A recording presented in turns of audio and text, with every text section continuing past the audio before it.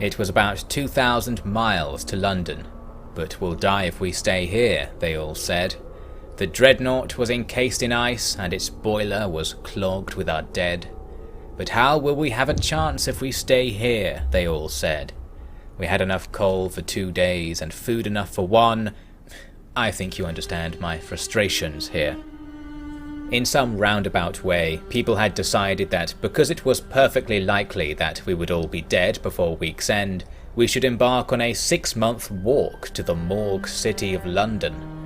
Why hunt, mine, build and eat when you can imagine the nightmare you left was truly a dream? The death of Winterhome had brought about a foul curse on my crew. Or perhaps, as I strongly suspect, God wished to strip us of our free will and have us seek death in ways that amused him most. The morning of the 15th day was a particularly cold one. No colder than we'd seen in recent weeks, in truth, but it was colder than it would be in London, they muttered in their dreams. A spectre haunted those illusions of theirs, a man leaning on a cane who cackled as he led them deeper into a great crevice of ice with a trail of food and hot radiators. The devil captain, the one who was in league with Lord Gloucester to have everyone here killed. The New London Watch, my new hands in the city, reported that most people were ready to leave. Hearing it, so was I. I had come so close to abandoning these people, and now they were positively begging for it. Mulling it over, I finally realised what I had to do to keep them. I had to give them a reminder of what London was like, a perspective from those who had pleaded before the walls of Edgware with blood dripping from their eyes until the automatons learned what the weight of their feet did to the unwanted. That was the stick. The carrot was the rumour of American assistance. Things were showing a little promise on that front. The first Yank camp we'd found was full of dead. The second one, reported by the scouts that afternoon, was in good condition, with accommodation better than New London, and its inhabitants were merely missing. Were they back in their luxurious city now, or were they simply 2 inches below the frozen ash underfoot? The scouts' search only raised more questions. No signs of life, but there was an interesting memorial with a message etched on a squared smooth rock. It was a prayer, asking God to forgive Tesla for his sins. He had sacrificed lives in the name of progress, whatever that meant.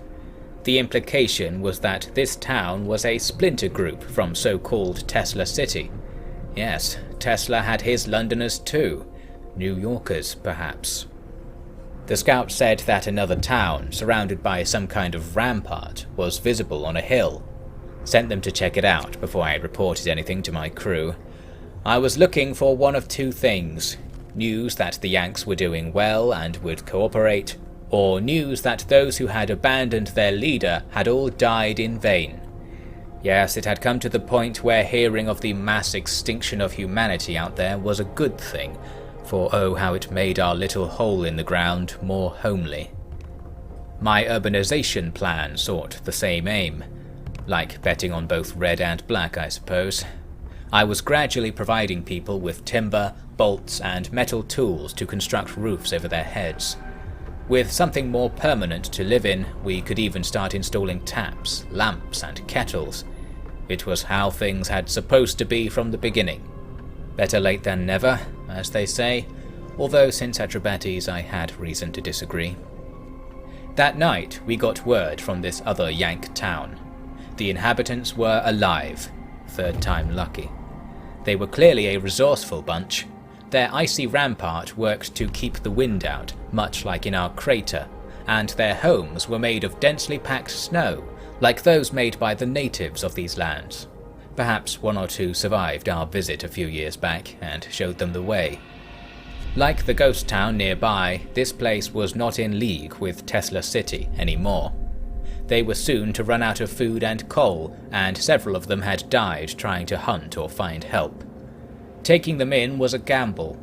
I wasn't sure if they would bring their rebellious tendencies into my chilly tinderbox, or if they had been reformed and evangelized for city life by their trauma out there.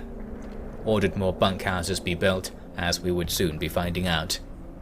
Those working on the new homes would crane their necks continually at the work going on atop a scaffold nearby. This was London coming to us. It was a huge iron warning, standing almost as tall as the heat tower. Atop its frame was a guard post, adorned with electric loudspeakers and searchlights, and equipped with its own radiograph to report suspicious activity straight to me in the lab. Ollie was in charge of it, and of training a few of the better bobbies how to be military policemen. Everyone saw this wonder as they trudged to work in the morning. Didn't hear very much said about it, but in many ways it was meant to keep people quiet. The one voice heard in New London would be that of the law, and if you didn't listen, there was no escaping the eyes of the tower. We'd have more than one soon. If we weren't already surrounded by walls, I'd have built them. I wish I could have trusted them more, I really do, but simply can't trust a wanting mob. Leads only to death. I knew it well.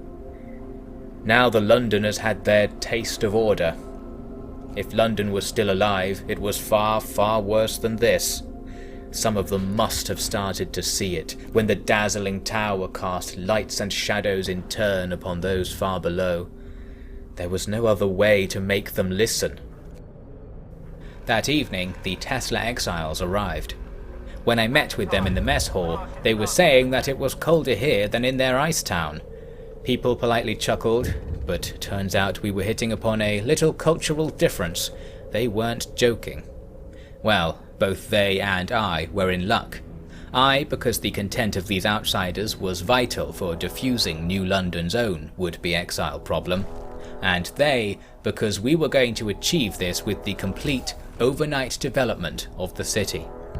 I ordered that not a single tent was to be standing come morning, and threw open the storehouses for all to take whatever they needed. It was an order to work all night, sufficiently disguised and directed such that the crew was invigorated, especially with the new blood and brains eager to help. Hearing their unfamiliar accents made people feel less alone, I think. Other people had survived, and here was the living proof. The only strange thing was that these Yanks didn't want to talk about Tesla City, despite everyone asking how it compared to New London. All they would say was that it wasn't like New London, and they were never going back. It was a souring attitude, but it was taken rather positively by the crew. It was, as you must understand, an elusive case of Americans coming home to roost in regret, which brought a smugness to the British soul that burned hotter than the generator ever could. It really was a new page that night. New faces, new voices, and new homes. More important, though, was the new expertise. Tesla City really was quite unlike New London, and one of the many differences was their demographic makeup. They were all employees of Tesla Industries, meaning these ones we'd taken in had rare training in all kinds of mechanical skills. Most vitally, many of them knew how difference engines worked in minute detail. These buggers were even cleverer than Six's team. It was not a mere brag either. They promised to do for me what they had once been employed to do for Tesla Industries, to build a whole fleet of automata. Our Silver Scott was no small part of the reason we were still alive, and the thought of having even more of them. It seemed as if there would be no limit to what we could do, and the very idea was enthralling.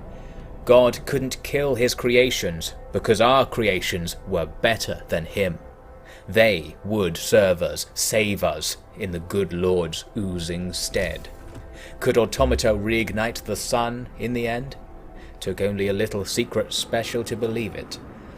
I should note that my optimism was not shared by the crew at large, who were, more and more, planning to leave me and the Yanks to play here with our metal dolls. I didn't understand it.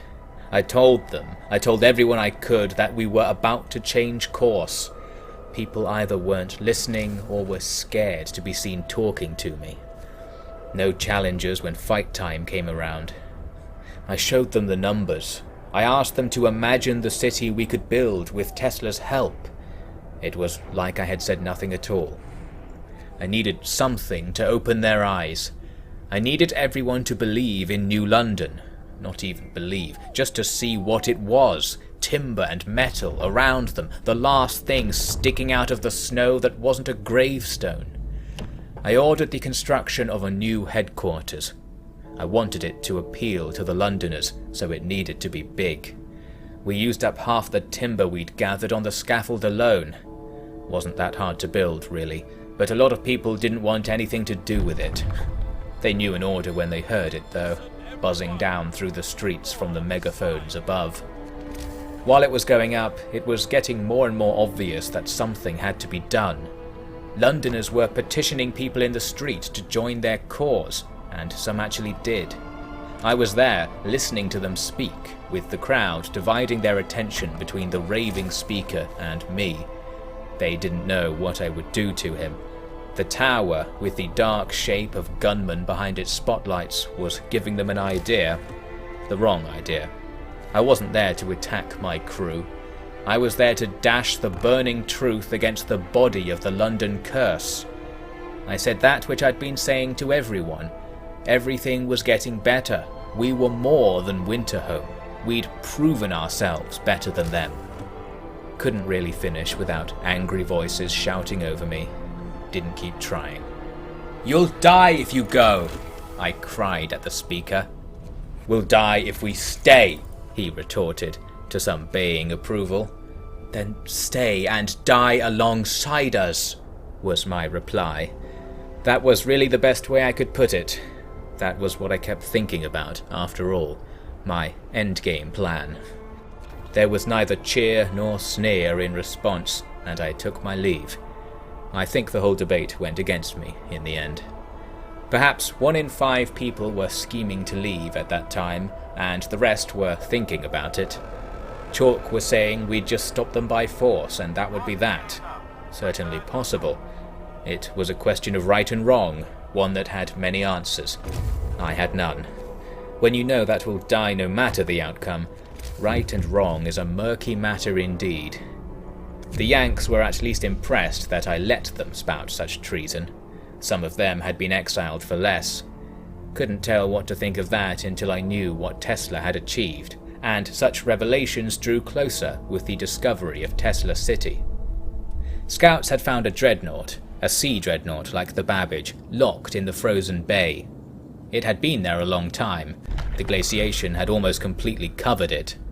Yankees liked their memorials, apparently, for another engraving was found nearby, claiming that this was the dreadnought Hephaestus, one of 2 Tesla Industries ships, the other, Prometheus, having been lost en route. Not only did they have the same idea as us, but they went down the same road with the names, and had about the same amount of luck. Still, the word was that the lights of Tesla City were clear to see a few miles away, so at last our scouts could press forwards in good spirits. Once New London Hall was finished, I gathered everyone up in the street outside it, and climbed up to its 3rd-floor balcony above them. I had been thinking, exploring that moral murk, ignoring the siren song of God's commandments, knowing now the falsehood of his call. We couldn't believe in him, but we needed to believe in something. That something was New London. What was New London? It was a strange prison for those whose end had been stayed, abandoned by all from plant to god, but for I. That was the truth, the beginning of it. The full truth of our peril was beyond belief, so that was no good. We needed to believe in ourselves, in my plan, in the difference between our crater and the rest of the world. We needed to stay alive, because that was the will of New London itself, of me. It was evening, and the sun was straddling the lip of the crater. It shone in my eyes as I began my address to the mass in the shadows below. "This is the city of New London," I told them. "The city that endures but does not break. The city that freezes but does not shatter. The city that's seen it all but does not despair. Why were we sent here?